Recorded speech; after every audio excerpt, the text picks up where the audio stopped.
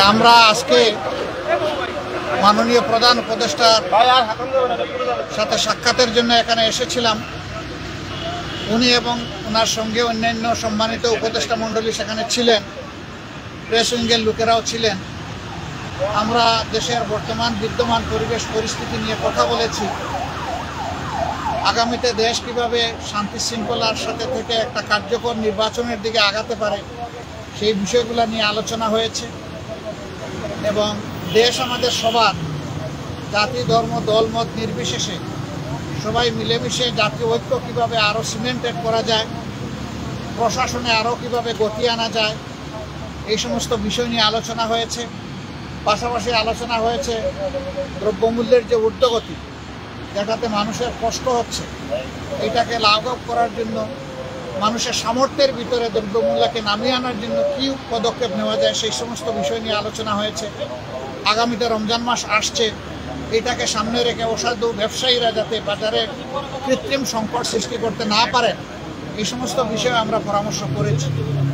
এর পাশাপাশি আইন শৃঙ্খলা পরিস্থিতি নিয়ে অনেক আলোচনা হয়েছে। দেশে সম্প্রতি ঘটে যাওয়া কিছু বিষয় নিয়ে আলোচনা হয়েছে। এই সকল আলোচনায় আমরা একমত হয়েছি যে দেশবাসীকে সাথে নিয়েই দেশকে সামনের দিকে এগিয়ে নেওয়ার চেষ্টা করতে হবে। আর দেশের স্বার্থ বিরোধী কর্মকাণ্ডে যারাই জড়িত থাকবে তাদেরকে অবশ্যই আইনের আওতায় আনতে হবে।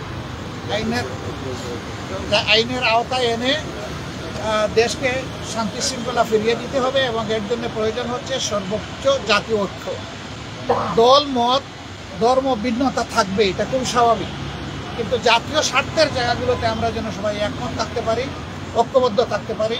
আপনাদের মাধ্যমে আমরা সেই আহ্বান জানাই এবং আমরা সেখানে ওইটা তুলে ধরেছি। তো এই ছিল মোটামুটি আজকের আলোচনার বিষয়বস্তু। আমরা এখন বিদায় নিতে চাই। আপনাদের একান্ত জরুরি কোনো প্রশ্ন থাকলে করবেন, আদারওয়াইজ আমাদেরকে ছুটি দিলে খুশি হব।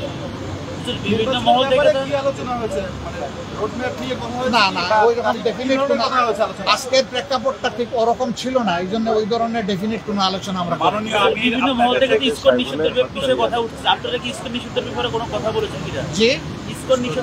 আমরা আমরা শুধু ইসকন না, আমরা বলেছি জাতীয় স্বার্থের বিরুদ্ধে যারাই যাবে তাদের ব্যাপারে পদক্ষেপ নিতে হবে। মাননীয় আমির গতকাল বিএনপির একটি প্রতিনিধি দল প্রধান উপদেষ্টার সাথে দেখা করে দেশের সাম্প্রতিক পরিস্থিতিতে উদ্বেগ প্রকাশ করেছেন। জামাতের পক্ষ থেকে কি এরকম কোনো উদ্বেগের কথা বলা হয়েছে কিনা? আর দ্বিতীয় কথা হলো যে বিএনপির পক্ষ থেকে সকল দলকে নিয়ে একটা জাতীয় ঐক্যের কথা বলা হয়েছে এবং বিএনপি বলেছে নির্বাচনের একটা রোড ম্যাপ। এই তিনটা কি আপনারা বলেছেন কিনা? না, জাতীয় ঐক্যের কথাটা অবভিয়াসলি এসেছে এবং আমাদের উদ্বেগ নিয়েই তো আমরা আলোচনা এখানে বসেছি। সেই উদ্বেগ ওই অর্থে নয় যে হায় হায় দেশগুলো গুল্লায় গেল, বিষয় তা না।